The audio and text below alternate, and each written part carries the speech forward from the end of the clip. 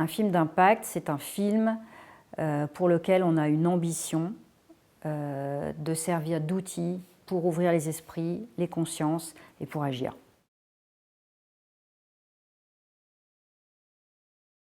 Le cinéma politique ne date pas d'aujourd'hui, donc ça a existé de tout temps, sauf qu'aujourd'hui on a une structuration de l'information, de la diffusion qui a énormément évolué. Il y a la possibilité de faire voyager les films dans tout un tas de petits canaux qui n'existaient pas auparavant, en parallèle des grands moyens de diffusion que sont et la télévision et le cinéma.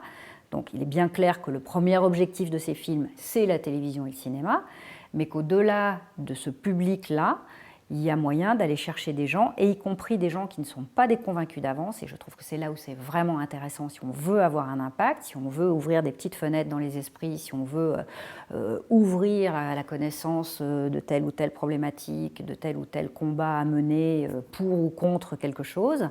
Voilà, pour moi un film d'impact, c'est ça.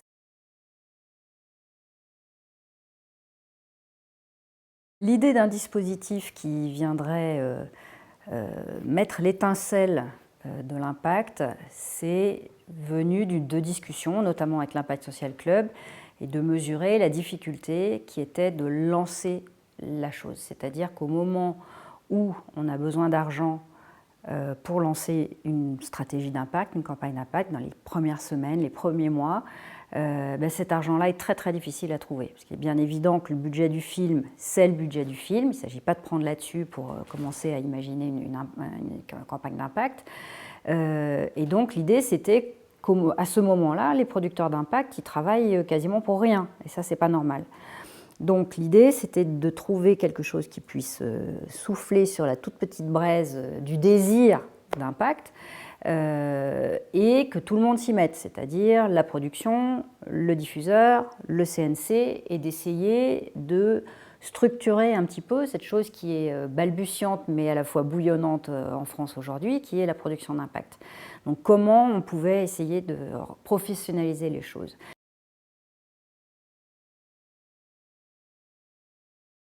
On va travailler avec 3 diffuseurs qui ont déjà, par le passé, eu des démarches d'impact, donc ils sont familiers avec cette idée-là.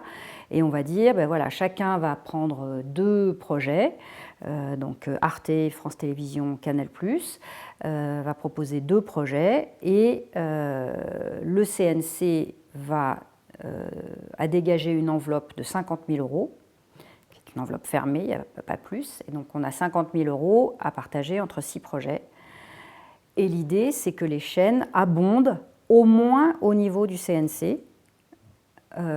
S'ils veulent mettre plus, bien sûr, ils sont tout à fait bienvenus de le faire. Mais au moins, voilà, ça garantit grosso modo 16 000 € pour démarrer une campagne d'impact, c'est-à-dire la possibilité de payer quelqu'un décemment pour les premières semaines de travail.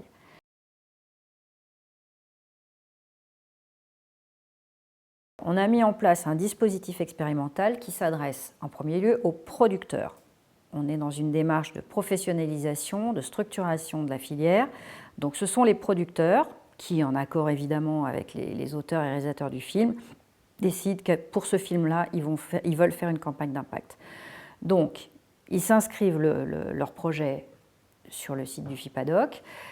Et là-dessus, il y aura une mini-commission de lecteurs. On va se réunir, on va regarder.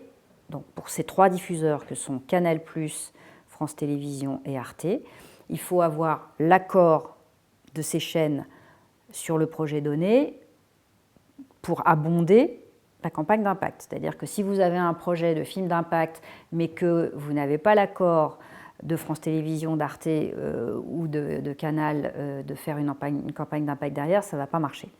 Donc on s'adresse au producteur qui a un projet de campagne d'impact, qui a un film signé avec soit Arte, soit France Télé, soit Canal+, et avec qui ils ont discuté en disant « oui, ok, nous on s'embarque dans une campagne d'impact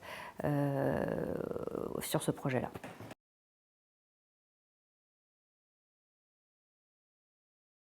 La passion? Non, on est allé voir le CNC, on leur a explicité ce qu'ils ne savaient pas forcément, parce que c'est vrai, quand je dis ça naît tout juste, la production d'impact en Europe. Avec Khadija, on était à Good Pitch en 2018, en novembre 2018, première édition du FIPADOC en 2019. C'est là où nous, on a créé une catégorie impact, etc., où moi, j'ai commencé à connaître cette chose-là. Donc, c'est quand même, il y a très peu de temps. Et à la fois, on sent bien que c'est là qu'il y a cette volonté, à la fois des chaînes, à la fois de tout. Donc, on a d'abord été voir le CNC en disant, en cette année du documentaire, 2023, année du documentaire, il y a peut-être quelque chose à essayer, part d'un besoin de la filière, en disant, voilà, on ne peut pas payer les gens pour le travail qu'ils font. C'est une nouvelle tendance sur un petit nombre de films, je pense que c'est important de dire ça, c'est qu'il ne s'agit pas, c'est pas la nouvelle, c'est pas le nouveau filon, faut se calmer. Mais pour un certain nombre de films qui sont vraiment déterminés, il faut savoir qu'on soit auteur ou qu'on soit producteur, quand on s'embarque dans un truc, dans une campagne d'impact, on va y perdre plus d'argent qu'on ne va en gagner, mais on va faire tellement de choses au passage que voilà, le tout c'est que ce soit dans des conditions raisonnables. En tout cas, on va y perdre beaucoup de temps, c'est très chronophage, mais quand il y a la passion et le désir de le faire, ça va. Mais c'est pour ça justement, on voulait sortir du bénévolat, soit du producteur, soit de l'auteur, soit des deux, à faire une campagne d'impact avec un film. Sortir du bénévolat, rentrer dans quelque chose de beaucoup plus professionnel, alors qu'en effet, il y a aujourd'hui en France des gens qui se sont formés, qui font tuteur partout en Europe, donc qui sont qualifiés pour ça. Tout travail mérite salaire et il faut qu'on arrive à structurer les choses.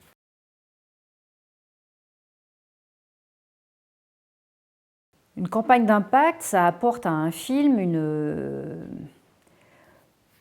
une démultiplication de son audience, vraisemblablement, et j'allais dire de la qualité de son audience.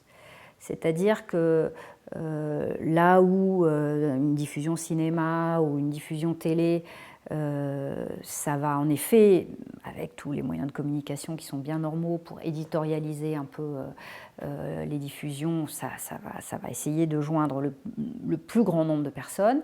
Une campagne d'impact, elle est réfléchie en fonction de l'objectif pour toucher des gens plus particulièrement. Donc c'est quelque chose qui est peut-être moins massif, mais qui est très complémentaire parce que plus ciblé. Donc on a quelque chose de l'ordre du qualitatif.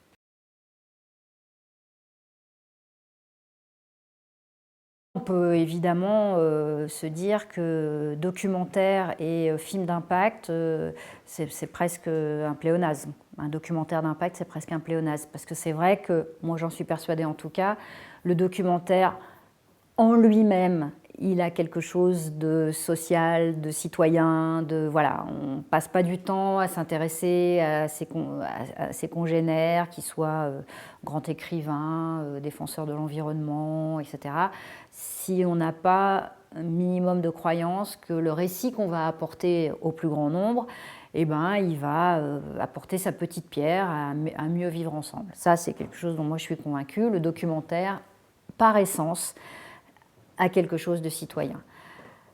Après, un film d'impact, un documentaire d'impact, il va un peu plus loin sur, encore une fois, des choses plus ciblées.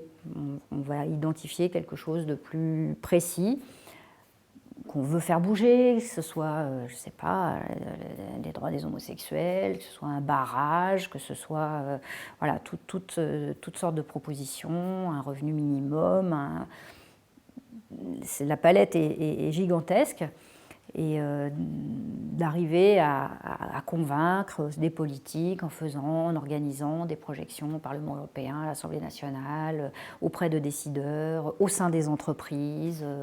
Voilà, il y a aujourd'hui beaucoup d'entreprises qui sont une démarche de RSE, qui ne savent pas très bien par quelle boule prendre, c'est plus ou moins forcé, en tout cas dans un premier temps.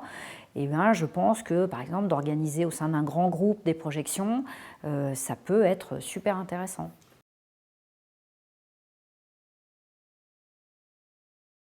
Les critères d'éligibilité de ce dispositif, c'est un projet en développement avancé ou en production, avec une lettre d'engagement soit d'Arte, soit de France Télévisions, soit de Canal+.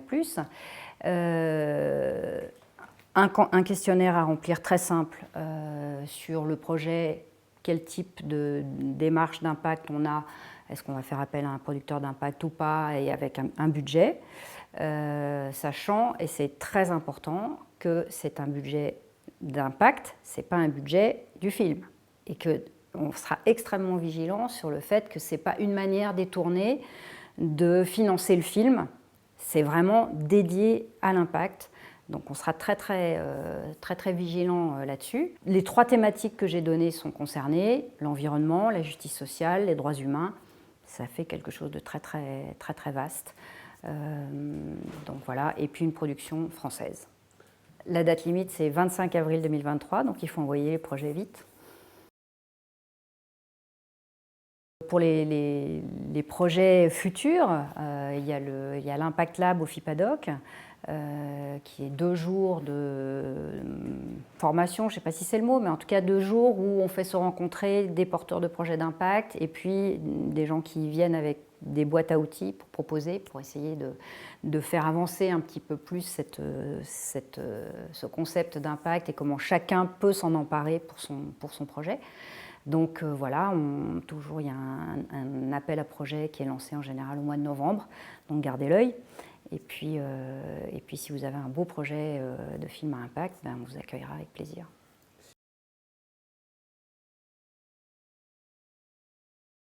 En France, pour l'impact, on est un peu à la croisée des chemins. C'est pour ça que c'était important pour nous d'essayer de contribuer avec cette idée de dispositif de petite étincelle. Parce que je pense que le désir est là. Il y a plein de gens qui ont voyagé, qui ont vu dans le monde anglo-saxon comment ça fonctionnait. Maintenant, il faut trouver comment l'adapter au système français. C'est vrai qu'on est parfois un peu des enfants gâtés. On a un système d'aide avec le CNC, les régions, etc., qui est quand même assez solide et qui fait beaucoup d'envieux chez nos camarades de l'étranger. Mais ils ont, eux, du coup, développé d'autres systèmes et il faut, je pense, arriver à mieux marier ce soutien public et le soutien de fondations, etc., qui sont des soutiens qu'on est peu habitués à aller solliciter. Et je pense que de la même manière, il faut que dans les fondations, etc., l'idée de faire un film germe aussi et que les 2 mondes puissent se rencontrer autour de projets qui ne seront pas des sous-projets artistiques comme certains en font parfois le procès. Non, ce sont avant tout des bons films. Et c'est vraiment le premier critère d'efficacité d'un film à impact, c'est que ce soit un super beau film et que quand une histoire est bien racontée, elle touche. Et à partir du moment où on touche, voilà, l'impact se fait de lui-même et quand il y a une bonne stratégie pour canaliser ces belles énergies qui se dégagent d'avoir vu un film qui vous a touché, et tout va bien.